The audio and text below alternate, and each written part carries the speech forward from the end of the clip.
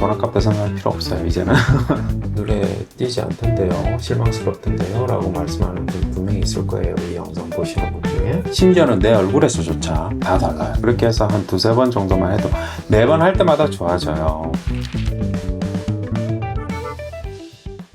저 여드름 피부나 흉터 이런 게 좀 고민이 많거든요. 근데 이런 어떻게 지금 치료를 해야 되고, 솔직히 오기까지 되게 고민이 많았어요. 이게 진짜 맞아요. 가도 효과가 있나, 괜히 돈만 쓰는 거 아닌가, 막 이런 고민이 많아가지고. 맞아요. 이런 젊은 분들이 네. 여드름 흉터가 이제 심한 상태로 남아있으면 심리적으로도 자신감도 잃고, 그로 인해서 나비 효과로 직장이랑 또는 뭐 이성관계, 기타 여러 가지 일을 하는 데 있어서 안 좋은 쪽으로 영향을 미칠 수 있기 때문에, 그런 관점에서 흉터 치료는 흉터 그 이상의 어떤 의미를 갖는다, 이렇게 얘기를 할 수 있죠. 자, 그러면 흉터 치료를 했을 때 우리가 간단하게 얼마든지 좋은 결과를 기대할 수 있고, 또 실제로 그게 된다면 스트레스 받지 않고 네. 우리가 얼마든지 기분 좋게 받을 수 있을 겁니다.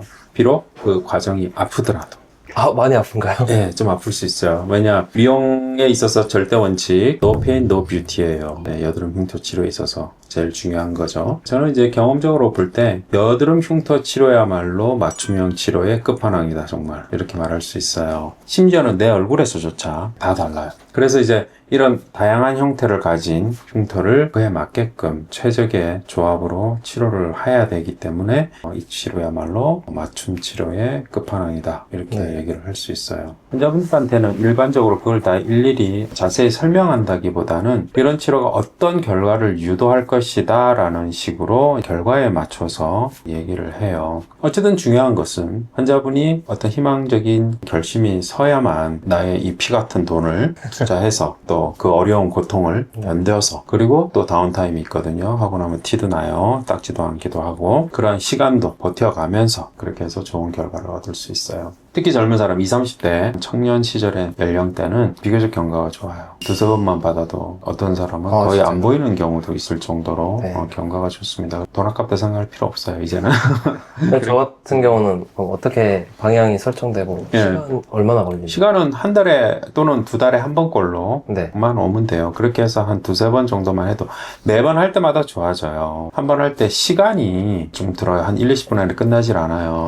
왜냐면 범위가 넓은 사람일수록 시간이 조금 더 걸릴 수도 있고, 시간을 충분히 넉넉하게 잡고 보시면 충분히 치료를 잘 받고, 그렇게 해서 결과가 한 번 할 때마다 반드시 나옵니다. 일단 우측에 있는 큰 흉터들, 이런 것들은 이제 우리가 아까 말한 기본적인 뭐 필러 주입이나 아니면 고주파, 그리고 레이저를 이용한 시술을 복합적으로 다 해야만 해요. 그렇게 해서 깊게 들어가 있는 흉터를 재빨리 수평을 맞춰서 주변과 모양을 조화를 이루게끔 해줘야 되고, 그 다음에 그거보다 좀 작은 사이즈의 큰 흉터들이 있어. 그 큰 모공의 형태로 있는 흉터들이 있죠. 그런 경우는 모공 자체의 구조가 없어져야 돼요. 그래서 그에 걸맞는 사이즈의 고주파 치료를 해서, 또 그 다음에 옆에 레이저로 해서 사이즈를 줄이고, 나머지 전체 모공처럼 보이는 저것들은 이제 우리가 바늘형 고주파, 또 프락셔널 고주파라고 하는 것들을 이용해서 전체적으로 시술을 해주면 전반적으로 사이즈가 줄어요. 그리고 거기에 플러스 약물요법 같은 케미컬 필링이나 이런 걸 통해서 우리가 겉면을 또 다듬어 주게 되면 좋은 결과를 얻을 수 있어요. 한번 하고 나서 다운타임은 한 일주일 정도 생각해야 돼요. 그러면 살이 많이 차올라서 상당히 편편하고 큰 모공 같은 흉터들도 좁아지게 돼 있어요. 본인이 느낄 수 있을 정도로 좋아요. 보여요. 네. 그래서 그렇게 해서 한 번 하고 2, 3개월 정도 텀 있다가 또 한 번 더 하고, 이런 식으로 하면 몰라보게 좋아지면. 프락셀이랑 고주파 중에 뭐가 더 아픈가요? 프락셀 레이저 아프죠, 사실은.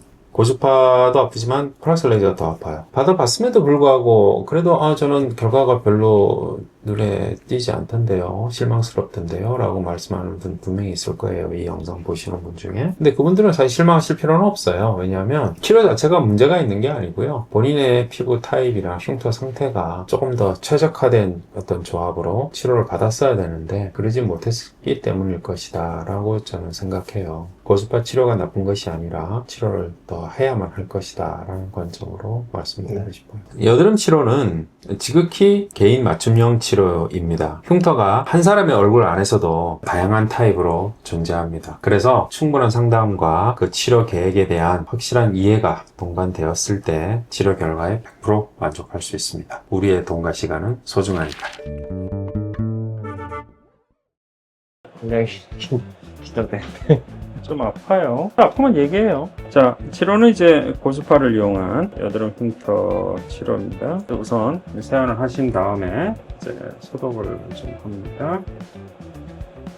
자, 여드름 흉터 여기도 있고 이런 느낌이죠. 바로 네. 그럼 접시로 되죠.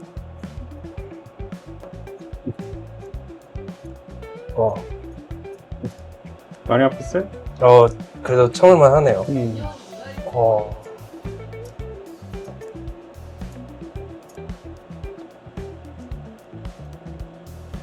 네, 있습니다.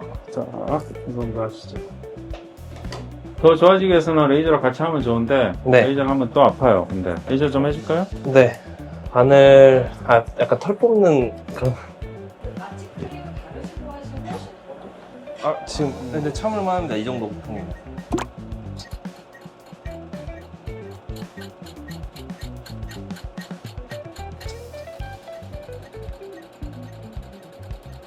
근데 전기 훨씬 아픈데요?